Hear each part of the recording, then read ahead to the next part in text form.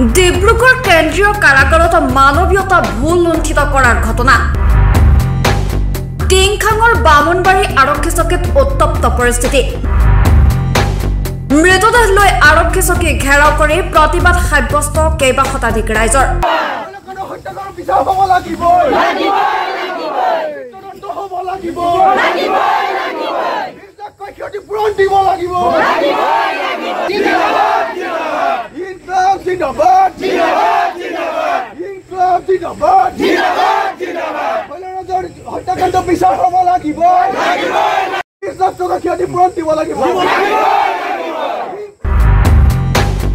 ডিব্ৰুগড় কেন্দ্ৰীয় কাৰাগাৰত মানৱীয়তা ভুল লুণ্ঠিত কৰা ঘটনাৰ বিৰুদ্ধে আজি টিংখাং লেঙেৰী অঞ্চলৰ ৰাইজে উত্তাল প্ৰতিবাদ সাব্যস্ত কৰে।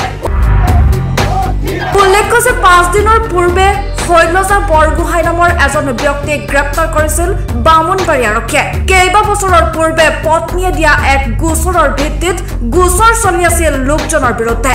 যোৱা মঙলবাৰে নিশা নিজ বাসগৃহৰ পৰা টিংখাং সমষ্টিৰ বামুণবাৰী আৰক্ষীয়ে গ্ৰেপ্তাৰ কৰিছিল বৰগোহাঁইক। কিন্তু ৰহস্যজনকভাৱে বৃহস্পতিবাৰে কয়দীজনৰ মৃত্যু হয় কাৰাগাৰত। পাছত কাৰাগাৰ কৰ্তৃপক্ষই মৃত অৱস্থাতে হুইল চেয়াৰত বহুৱাই লোকজনৰ পৰিয়ালক মৃতদেহ চমজাই দিয়া বুলি অভিযোগ উত্থাপন কৰে পৰিয়ালৰ লোকে।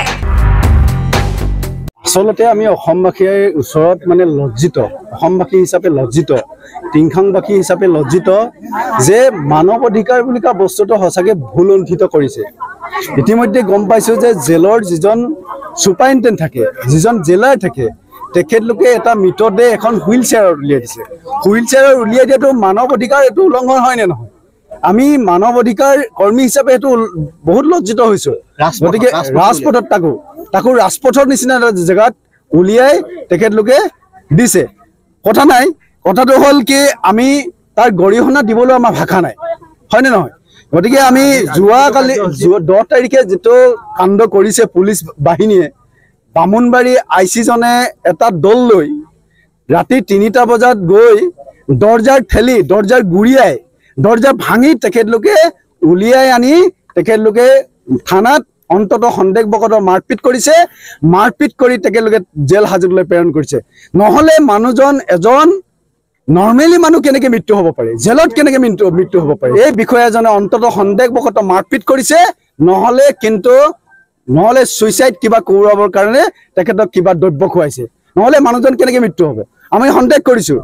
গতিকে আমি দাবী উত্থাপন কৰিছোঁ ইয়াৰ দণ্ডাধীশ পৰ্যায়ত তদন্ত হ'ব লাগে। আৰু যিকেইজন কন্যা পুত্ৰ এৰি গৈছে, ক্লাছ 5ত পঢ়ি আছে ছোৱালীজনী, ক্লাছ 3ত পঢ়ি আছে ল'ৰাটো, গতিকে এনেকুৱা 2টা সন্তান এৰি গৈছে। এই সন্তানকেইটাক আমি মুখ্যমন্ত্ৰীলৈ এটা আহ্বান, এই সৰু সৰু ল'ৰাকেইটাক অন্তত 20 লাখ টকাকৈ ক্ষতিপূৰণ দিয়ক। আৰু যি হত্যাকাণ্ডৰ লগত জড়িত যিয়ে বিষয়া নহওক, জেলৰ হওক, ছুপাৰিণ্টেণ্ট হওক, আৰক্ষী বিষয়া নহওক, গতিকে যিয়ে নহওক তদন্ত আওতালৈ আনিব লাগে। আৰু তদন্ত আওতালৈ আনি তেখেতক জেল হাজতলৈ প্ৰেৰণ কৰি উচিত শাস্তি দিবৰ কাৰণে আমি দাবী উত্থাপন কৰিছোঁ। এই খবৰ পোৱাৰ পিছতে বৃহস্পতিবাৰে নিশা বামুণবাৰী আৰক্ষী চকী ঘেৰাও কৰে স্থানীয় ৰাইজে। বামুণবাৰী আৰক্ষীয়ে গুৰুতৰভাৱে মাৰপিট কৰি জেললৈ প্ৰেৰণ কৰাৰ বাবে বৰগোহাঁইৰ মৃত্যু হোৱা বুলি অভিযোগ উত্থাপন কৰি পৰিয়ালৰ লোক আৰু স্থানীয় শতাধিক ৰাইজে পৰিৱেশ উত্তাল কৰি তোলে। মৰাটোতো মৰি গ'ল, এই থাকি যোৱা কণমানিকেইটাক অন্তত তেওঁলোকক ক্ষতিপূৰণ দিব লাগে। এতিয়াতো কৈ গ'ল আমাৰ এজন বক্তব্যই 20 লাখকৈ ক্ষতিপূৰণ লাগে, আমাক ক্ষতিপূৰণ লাগে। আৰু শৈলজা বৰগোহাঁই হত্যাকাৰী কেইজনক আমাক ন্যায় বিচাৰ লাগিব। এইটো আমাক ন্যায় লাগিবই। আমি নহ'লে প্ৰতিবাদ কৰি যাম আৰু কৰিয়ে থাকিম। আমি এই বামুণবাৰী আৰক্ষী বিষয়া আইচিজনৰ কাৰণে আমি প্ৰতিবাদ কৰিছোঁ। তেওঁ ইমান নিলাজ কাম কৰিলে। আমাৰ অসমীয়া এজন যুৱকক নিশা উঠাই আনি, কেনেকুৱা এখন আইন আছে যে যুৱকজনক উঠাই আনি তেওঁক হত্যা কৰিব পাৰে? আজি অসমীয়া ডেকাক, এনেকুৱা তেজাল ডেকাক তেওঁ কেনেকৈ কোনটো সত্ৰে তেওঁক হত্যা কৰিবলৈ অধিকাৰ পালে? আজি তেওঁ মানৱীয়তা নহয় নাই নেকি? তেওঁ মানুহৰ তেজ নাই নেকি? তেওঁ যে তেনেকৈ মানুহ এজনক আনি পিনে তেনেকৈ হত্যা কৰিব পাৰিলে? আমি তাৰ কাৰণে প্ৰতিবাদ কৰিছোঁ আৰু আমি খুব লজ্জিত হৈছোঁ। এনেকুৱা এখন আইন আমাক নালাগে। আমি এনেকুৱা এখন আইন আমি বিচৰা নাই। যিখন আইন লাগে আমাৰ সুৰক্ষা নিৰাপত্তা জনসাধাৰণৰ কাৰণে নিৰাপত্তা আৰু সুৰক্ষাৰ কাৰণেহে আমাক আইন লাগে এনেকে হত্যাকাৰী কৰিবৰ কাৰণে আমাক আইন নালাগে আমি এই বামুণবাৰী আৰক্ষী বিষয়াসকলক আমি খুব সুবিধা হৈ পৰিছো তেওঁলোকৰ কাৰণে তেওঁলোকৰ পৰিয়ালৰ পাৰিবাৰিক কণ্ডলৰ কাৰণে আজি হ'ল 3 বছৰ মান হ'ল কিন্তু মানুহগৰাকী গুচি গ'ল ধেমাজিৰ পৰা বিয়া কৰাইছিলে মানুহজনী বিয়াও সোমালে ইতিমধ্যে কিন্তু সেইখিনি মানুহজনী কোনো ধৰণে বিচাৰ লোৱা নাই মাত্ৰ এই চলেজাক ওৱান কৰি বাৰে বাৰে আনি তেওঁক হাৰাশাস্তি কৰি আছে ইতিমধ্যে আজি সেই যোৱা মঙলবাৰেও তেনেকুৱা ওৱান কৰি আনি আজি হত্যা কৰি ৰাখি আমি এইটোৱে প্ৰতিবাদ কৰিছো আমি চৰকাৰে যিকোনো প্ৰকাৰে নহওক কিয় এই কণমানিকেইটা ক্ষতিপূৰণ লাগিব এনে ক্ষেত্ৰত এতিয়া নিথৰুৱা হোৱা 2 পুত্ৰ আৰু কন্যাৰ দায়িত্ব আৰক্ষীয়ে ল'ব লাগিব বুলি দাবী কৰে প্ৰতিবাদকাৰীসকলে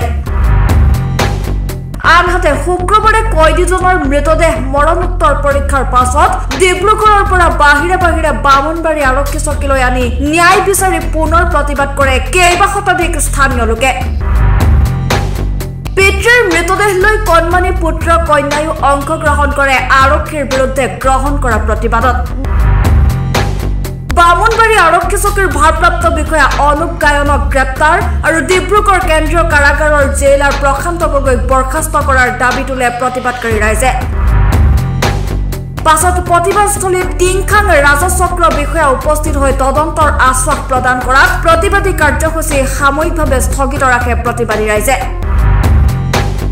মই যিখন মেমৰেণ্ডাম দিয়া হৈছে এই মেমৰেণ্ডামত বিধিগতভাৱে উচ্চতম কৰ্তৃপক্ষলৈকে প্ৰেৰণ কৰা হ'ব আৰু যিখিনি আইনগতভাৱে যিখিনি ব্যৱস্থা ল'ব লাগে যিখিনি তদন্তৰ কথা কোৱা হৈছে সেইখিনি কৰা হ'ব বুলি মই আশ্বাস দিছোঁ আজি ইয়াতে আহি পিনে আৰু ৰাইজে মানে ন্যায়িক ব্যৱস্থাটোৰ ওপৰত যাতে আস্থা ৰাখে সেইখিনিকে কামনা কৰিছোঁ কিবা কমপ্লেইন আছে সেই কমপ্লেইনখিনিও যদি ইয়াতে দিয়া হৈছে সেইটো লোৱা হৈছে আৰু তাৰ ওপৰতো তদন্ত হ'ব বুলি আমি কথা দিছোঁ তেনেকুৱা ধৰণৰ যদি কিবা কমপ্লেইন আছে সেইখিনি মই আকৌ ফাৰ্ডাৰ দিবলৈ মানে ৰিকুৱেষ্ট কৰিম তেনেকুৱা যদি কিবা কমপ্লেইন আছে সেইখিনি আৰু ফাৰ্ডাৰ মানে জিলা আয়ুক্ত মহোদয়ক দিলে বেছি ভাল হ'ব